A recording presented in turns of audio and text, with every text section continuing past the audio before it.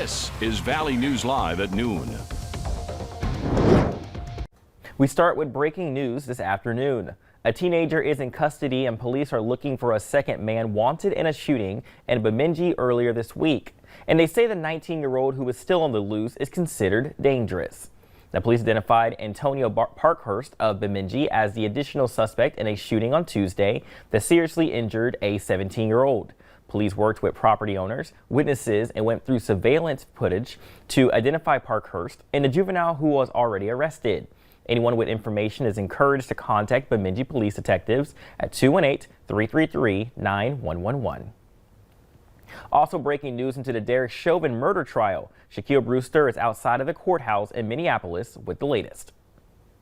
A major update in the trial of Derek Chauvin, the former Minneapolis Police Department officer accused of killing George Floyd. This morning, the trial judge reinstated the third-degree murder charge against Chauvin. Chauvin is now facing second-degree murder, third-degree murder, and second-degree manslaughter. This, of course, came after arguments from both sides and late action from the state's Supreme Court and Court of Appeals. Meanwhile, jury selection continues in this process. So far, 5 members of the jury have already been seated. That jury questioning process will continue throughout the day. The judge saying that he is expecting to question about 9 potential jurors today. In Minneapolis, Shaquille Brewster, NBC News. Jurors are being drawn from all over Hennepin County, which includes Minneapolis and many of its suburbs. The roads proved to be a challenge this morning for many after yesterday's snowfall. The Minnesota State Patrol says scattered slippery spots are causing problems on I-94 near Moorhead, Barnesville, and Highway 10 between Hawley and Glendon. This car hit the ditch off Highway 10 west of Glendon. No one was injured. And this truck was heading eastbound on I-94 when it slid off the road on the east edge of Moorhead. No one was injured there either. The State Patrol says it responded to 30 crashes, 3 jackknifed semis, and 33 vehicle spinouts between yesterday afternoon and this morning. Well, as you travel during your lunch hour, the roadways are still pretty slippery in many locations. So let's check in with meteorologist Lisa Green to see what's happening now. Hey, Lisa.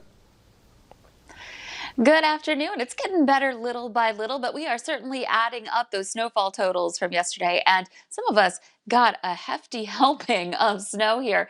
The Wyndmere area had about 8 inches of snow, the Lidgerwood area and Sisseton area between 4 and 5. Walcott almost 10 inches there.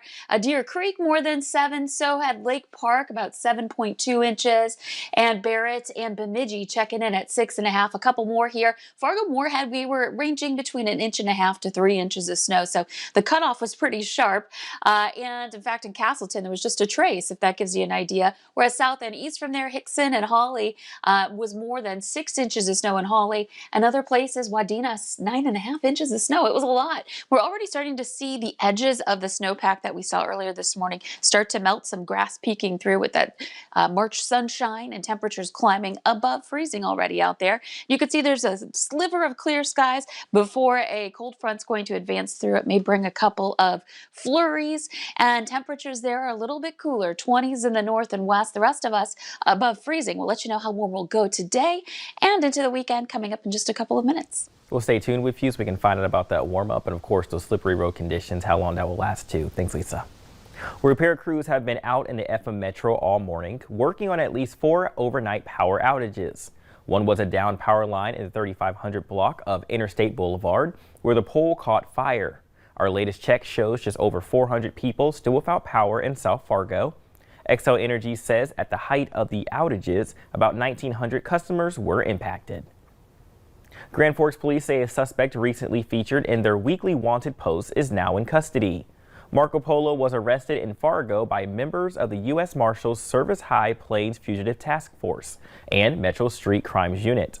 Polo was wanted for unlawful possession of a firearm and possession of meth with the intent to deliver. A rippling American flag at the center of a controversy for a Fargo condo association. Andrew Almer reached out to our whistleblower hotline after he received a letter saying his flag needs to come down because it's too noisy. Federal law says no homeowners association can restrict people from displaying the American flag, but there are exceptions. Associations can implement restrictions if it's in the best interest of the association. Almer says the flag will fly despite what could be a hefty fine. We made multiple attempts to get in contact with the condo association president, but haven't heard back. The new COVID relief bill passed the House and the Senate, and that likely means some money is going into your bank account. Supporters of the stimulus package says it will help Americans struggling financially during the pandemic. Now, this grants 1,400 direct payments to individuals making under $75,000 and 2,800 to married couples who make less than $150,000. Individuals making up to $80,000 and joint filers up to $160,000 will get some money, but not the full amount. The bill also provides $300 a week in enhanced jobless claims benefits through September 6th. It also expands the annual tax credit to $3,600 for children up to age 5 and $3,000 for children ages 6 to 17. Now, in addition to direct payments and child tax credits, the bill will provide $14 billion to distribute vaccines and $49 billion for COVID-19 testing. This includes contact tracing and personal protective equipment, and $125 billion for K-12 schools, and nearly $40 billion for higher education. $39 billion will go to child care grants, $25 billion in rental assistance, and $30 billion for public transit. 1 year after the start of the pandemic, CDC figures show signs of progress. COVID deaths are down and COVID vaccination rates continue to increase. As Tom Costello reports, President Biden says he has made a new deal to get even more vaccine doses for Americans. Yeah, good day. So the news out of the CDC, pretty encouraging, really. While new cases have plateaued down from just a few weeks ago, hospitalizations are down, deaths are down. And in the meantime, the government says the vaccination rate is, in fact, picking up. And the government is buying even more of the Johnson & Johnson vaccine, 100 million more doses. And the point there, says the president, is to make sure that there's enough for the second half of the year, a reserve, if you will. And then the government will have about 800 million doses in total, more than enough for every American. So, in fact, some of that surplus may end up going to other countries also in need. Also today, 33 million Americans have now been fully vaccinated. Now, about 60% of those 65 and older have been vaccinated.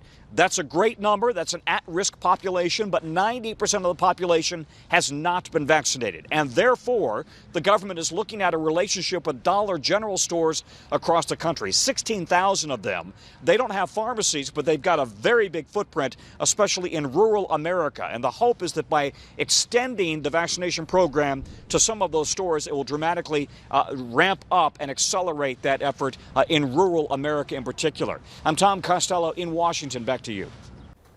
Tonight, lights at the North Dakota State Capitol will be lit in the shape of a heart in honor of the more than 1,400 North Dakotans who have died from COVID-19. Tonight on Valley News Live at 6, a single mother in Fargo was told to abort her baby with Down syndrome after getting a prenatal diagnosis. The mother kept her baby, and now she's fighting for a better life for her daughter with the help of Gigi's Playhouse in Fargo, a Down Syndrome Achievement Center. We hear her courageous story tonight at 6. Now, tonight is also I Have a Voice Gala for Gigi's Playhouse. It's the 4th annual fundraising event, but the first time they'll be going virtual. Valley News team Jordan Schreier and Lisa Bordeaux are emceeing tonight's event, which starts at 7:30. If you'd like to get a ticket or donate, head to gigisfargo.org. Well, an internal investigation over bullying allegations could be possible against Buckingham Palace. That story is still to come on Valley News Live at noon. And temperatures continue to be cool and the roadways are still slippery in some parts. Weather up next to Plan Your Day with meteorologist Lisa Green.